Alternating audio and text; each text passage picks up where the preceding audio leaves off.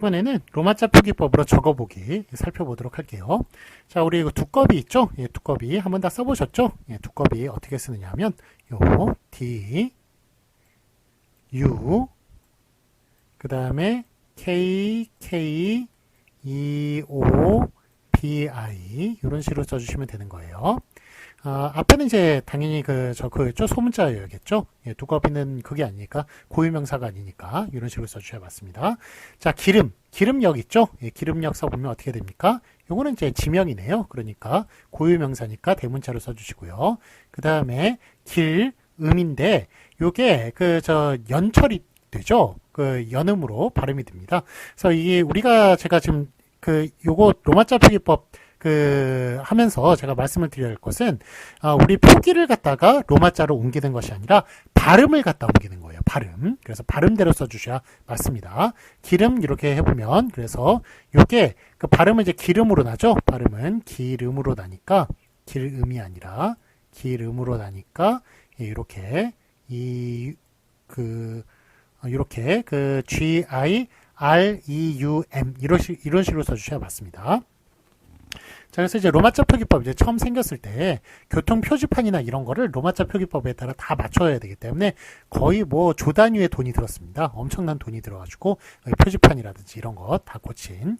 예, 여러분들 그거 보시면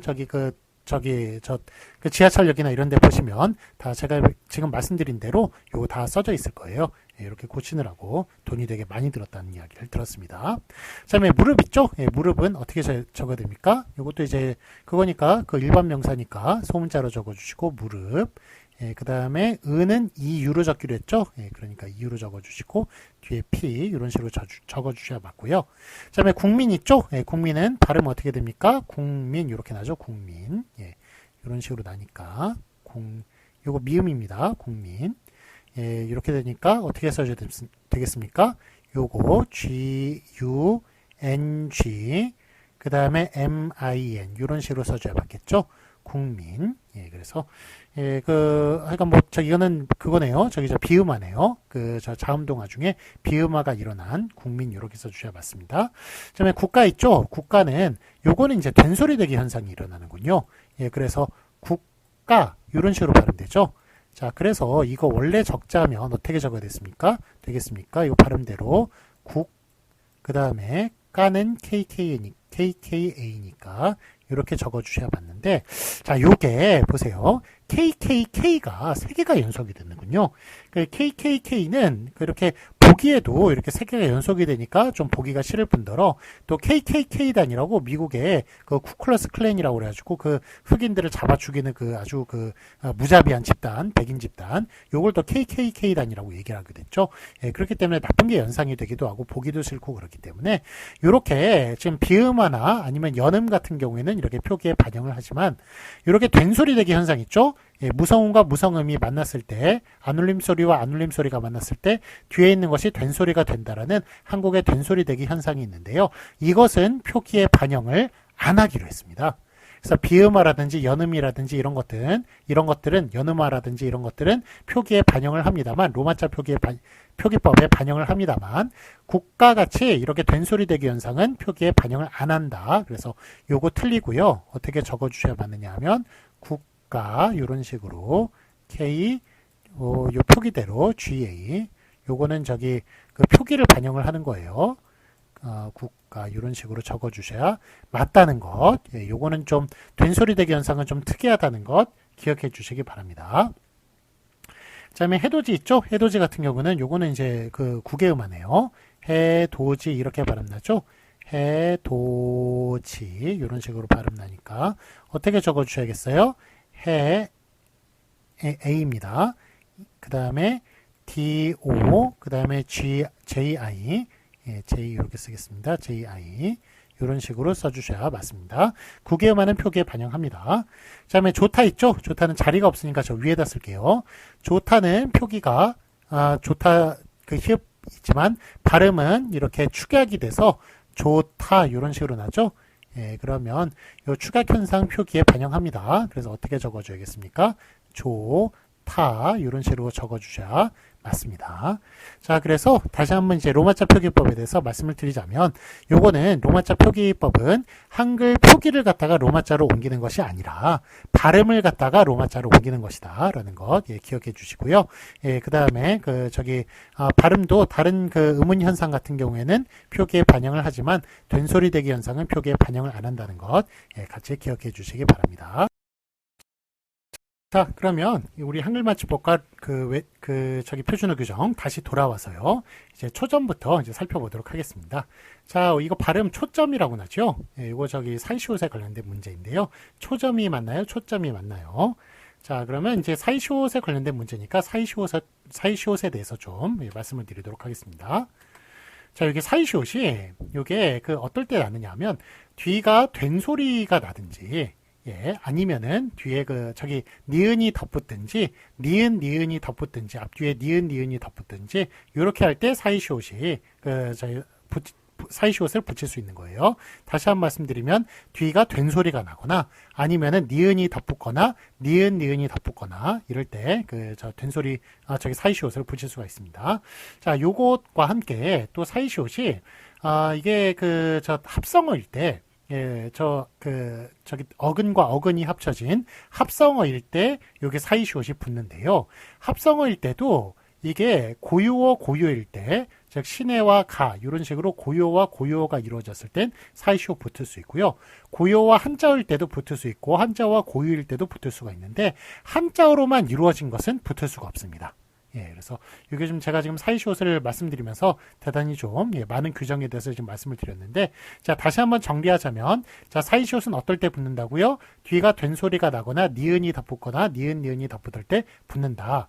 자, 그런데 또 하나 알아두셔야 될 규정이, 사이시옷은 합성어일 때 붙는데, 합성어일 때 그 두 개의 구성 성분 중에 하나는 고유어이어야 됩니다. 그래서 고유어 고유어일 때 붙고요. 고유어 지금 들어가 있죠. 앞에 거 붙을 때 붙을 수 있고 뒤에 거일 때 붙을 수 있는데 한자어로만 이루어진 것은 붙을 수 없다라는 것. 이거 좀 사이시옷이 쉽지가 않아요. 이런 규정들 다 좀 알아두시기 바랍니다. 자, 그러면 이거 고유어와 고유일 때 신에도 고유고 가도 고유어거든요. 그런데 신에 까로 소리가 나죠. 뒤가 된 소리가 나니까 이거 사이시옷 붙을 수가 있습니다. 나뭇잎 이런 식으로 나무와 잎이 결합했는데 발음 어떻게 납니까? 나뭇잎 이런 식으로 나문 니은 붙죠. 그 다음에 잎 이렇게 니은이 붙죠. 그래서 이건 니은이 덧붙는 것이네요. 나뭇잎은. 그럴 때 나뭇잎은 그래서 이렇게 니은이 덧붙을 때도 역시 니은이 덧붙습니다라는 식의 표시로 뒤에 된 소리가 난다라는 표시로 그렇게 사이시옷을 붙일 수가 있는 거예요. 그래서 나뭇잎 이런 식으로 사이시옷 붙이는 것을 볼 수가 있고요. 그 다음에 이거 아랫방 이런 식으로 아래는 고유어고 방이 뜻밖의 한자어예요. 여러분 룸이 한자어라는 거 아셨어요? 룸 한자어입니다. 방 한자어예요. 방이 룸이 한자어가 아니라 방이 한자어입니다. 자, 그래서 아랫방이라고 소리 나죠. 뒤가 된 소리가 나기 때문에 그래서 사이시옷 이렇게 붙여주는 것을 볼 수가 있고요. 아래가 고유어기 때문에 붙일 수 있는 겁니다. 그래서 구성 성분 중에 하나는 고유어야 붙일 수가 있는 거예요. 그 다음에 새와 강 요거 새는 고유어고 강은 한자어예요. 그래서 이렇게 사이시옷 지금 새깡이라고 소리 나죠? 그래서 뒤가 된 소리가 나기 때문에 사이시옷 이렇게 붙일 수 있는 것을 볼 수가 있고요.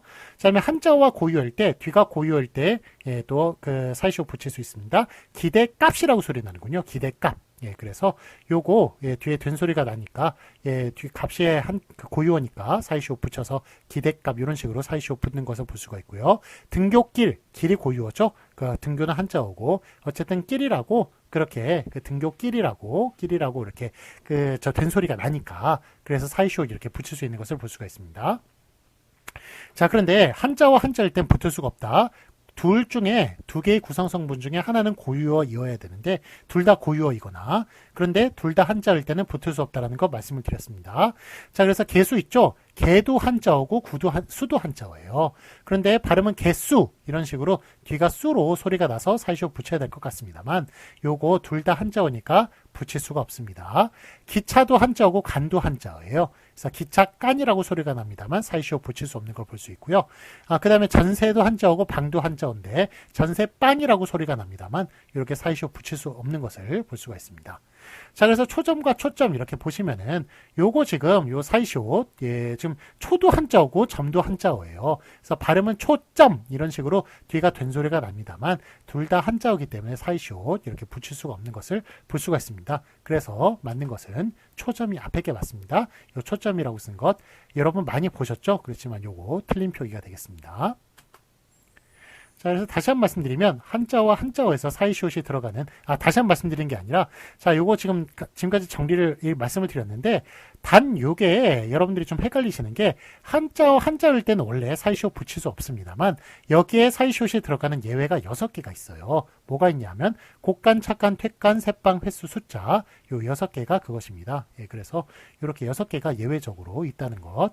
예, 그래서 요거를 이제 좀 뭐 다른 식으로 간셋방, 횟수자라고 이렇게 쓰기도 해요. 간셋방, 횟수자 이런 식으로 외우기도 합니다. 그런데 이게 더 외우기 어렵다는 말도 있어요. 예, 그런데 하여간 뭐 요거는 그냥 제가 그거니까 뭐 요령으로 알려드리는 거니까 뭐 이렇게 외우실 분은 이렇게 외우시고 아니면 그냥 6개가 저절로 외워진다 그렇게 하시는 분들은 또 저절로 외우셔도 괜찮습니다.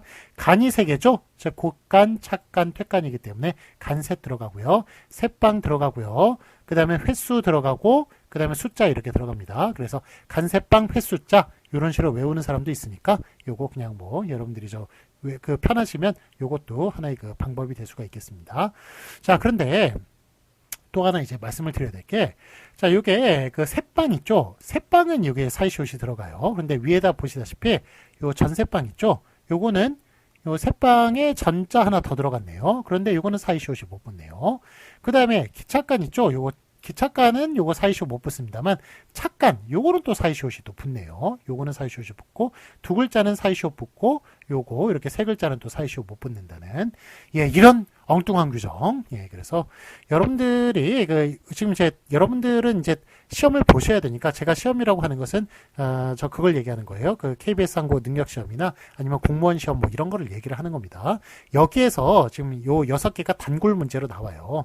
그렇지만 가만히 생각해보면 이렇게 두 글자는 또 사이시옷이 붙는데 이렇게 세 글자일 땐 또 사이시옷이 안 붙는 좀 하여간 좀 규정이 약간 좀 뭐라 그러죠? 좀 체계성이 좀 없다고 해야 될까요? 좀 그런 게 있어요. 예, 그래서 또 개수 같은 경우에도 개수라고 지금까지도 많이 사용을 하고 초점도 마찬가지고 그다음에 여러분들이 많이 쓰는 대가 있죠? 이 대가라는 표기 맞는 겁니까? 틀린 겁니까? 이거 틀리고 대가라고 써야 맞아요. 대가라고. 왜냐하면 대도 한자어고 가도 한자어거든요. 예, 이런 식으로 아직까지 헷갈리게 하는 그런 어려운 예외들이 많습니다. 자, 그러면 요 6개만 예외로 정했는데 요 6개만 예외로 정한 이유는 무엇일까요? 요 왜 이렇게 정했느냐면 그때 이걸 정할 당시에 요 6개만 기억이 나신 거예요. 심사위원들이 정하는 그런 선정위원들이 요 6개만 기억이 나가지고 6개만 예외로 하게 된 것입니다. 그때 만약 대가라든지 개수라든지 초점이라든지 이런 것, 개수 이렇게 적는 것, 이렇게 적는 것, 이런 거 다 기억이 났다면 얘네들도 예외로 넣었을 거예요. 예, 그렇지만 그때 이제 기억이 안 나시는 바람에 우리는 요 6가지만 이렇게 사이시옷을 붙이는 예외에다가 게다가 또 전셋방, 기착간 이런 거는 또 붙일 수 없다는 이상한 규정이 생기게 된 것입니다. 그래서 사이시옷 같은 경우에는 지금 이제 한글맞춤법 만들어진 지 지금 30년이 더 지났습니다만 아직까지도 좀 약간 비판을 만들어질 때부터 지금까지 좀 비판을 많이 받는 그런 규정이다라고 그렇게 얘기를 할 수가 있겠습니다. 자, 어쨌든 여러분들 시험은 이렇게 6가지 예외 6개가 많이 나오니까 요거 알아두시고 우리는 뭐 그냥 이렇게 좀 문제가 있다라는 그런 이제 문제 의식만 가지시고 요 규정은 다 외워둬야겠습니다. 자, 다음 거 보시겠습니다. 자, 이번에는 을개와 을개를 이렇게 살펴보도록 할게요. 자, 요거 보시면 내가 한턱 낼게 요거 둘 중에 뭐가 맞습니까? 예, 요거 발음은 낼게라고 하죠. 그래서 낼게라고 써야 될 것 같습니다만 앞에 게 맞아요. 너보다 키가 더 클걸 이렇게 추측하는 표현할 때 클걸로 소리가 납니다만 쓰는 거 클걸로 쓰셔야 돼요. 제주도로 갈까나? 예, 우리가 까나라고 보통 발음합니다. 원래 거나가 맞습니다. 그런데 갈거나 이런 식으로 발음을 합니다만 쓰는 건 갈거나로 써주셔야 돼요.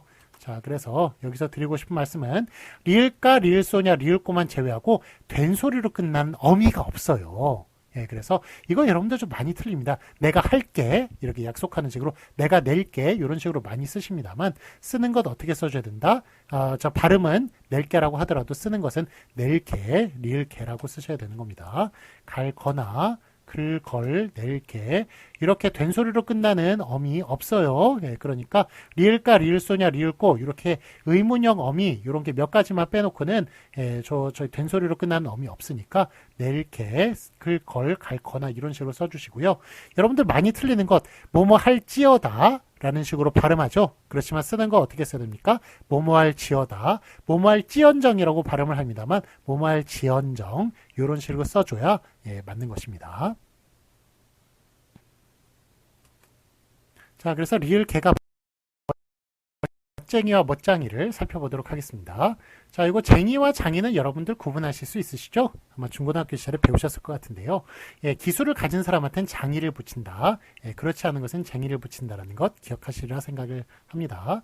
자, 그러면 요거 내용을 보시면 그것과 관련된 기술을 가진 사람의 뜻을 가졌을 때는 장이를 쓴다. 그렇지 않으면 그렇지 않은 것은 쟁이를 쓴다라는 것 기억해 주시고요. 그래서 멋은 기술이 아니죠. 그래서 요즘 멋 가지고 이렇게 돈을 버는 사람들이 좀 많아져가지고, 그래서 뭐 그런 크리에이터나 뭐 이런 사람들 있죠. 그래서 이게 좀 헷갈리니다만, 어쨌든 멋이라는 게 멋 자체로 그렇게 또 돈을 직접적으로 버는 그런 기술은 아니기 때문에, 그래서 멋쟁이라고 그렇게 쓰기로 했습니다. 멋장이는 아닙니다. 멋은 아직 기술이 아닙니다.